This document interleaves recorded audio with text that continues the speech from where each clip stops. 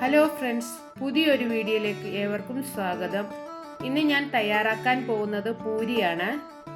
അതിനുവേണ്ടി ഒരു പാത്രം എടുത്തു വെച്ചു. അതിലേക്ക് 250 ml അളവിലാണ് ഞാൻ 2 കപ്പ് ആട്ട ചേർത്ത് കൊടുത്തു, 1/2 കപ്പ് മൈദ ചേർത്ത് കൊടുത്തു, ഒരു വലിയ സ്പൂൺ റവ ചേർത്ത് കൊടുത്തു, അല്പം ഉപ്പും ചേർത്ത് നന്നായിട്ട് നമുക്ക് മിക്സ് ചെയ്യാം.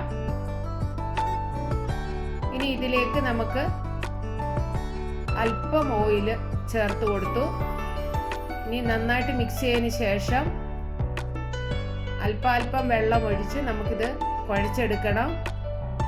വെള്ളം കൂടാതെ വേണം നമ്മളിത് കുഴച്ചെടുക്കേണ്ടത്. ഇനി നമുക്ക് നന്നായിട്ട് കൈ കൊണ്ട് കുഴച്ചെടുക്കണം.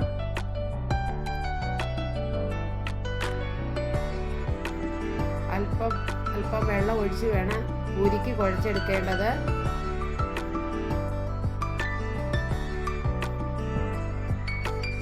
നന്നായിട്ട് കുഴച്ചെടുത്തിട്ടുണ്ട്. ഇനി ഇതൊരു 15 മിനിറ്റ് മാറ്റി വയ്ക്കണം. അതിനുശേഷം നമുക്ക് ചെറിയ ഉരുളകളായി എടുത്ത് പരത്തിയെടുക്കാം.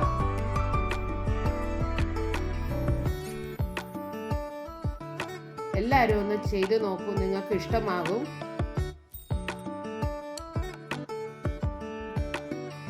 കുട്ടികൾക്കൊക്കെ ഏറ്റവും ഇഷ്ടമുള്ള ഒരു പലഹാരമാണല്ലോ പൂരി.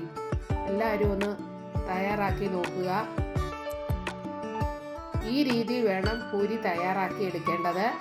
ഒത്തിരി പരത്താൻ പാടില്ല, അല്പം കട്ടിക്ക് വേണം പൂരി ഇതുപോലെ റൗണ്ടാക്കി പരത്തിയെടുക്കേണ്ടത്.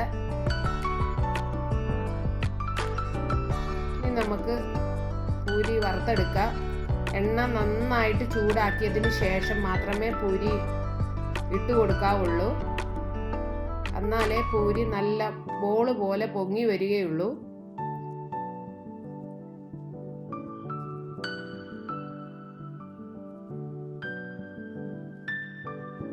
ബാക്കി നമുക്ക് ഇതുപോലെ ചെയ്തെടുക്കാവുന്നതാണ്.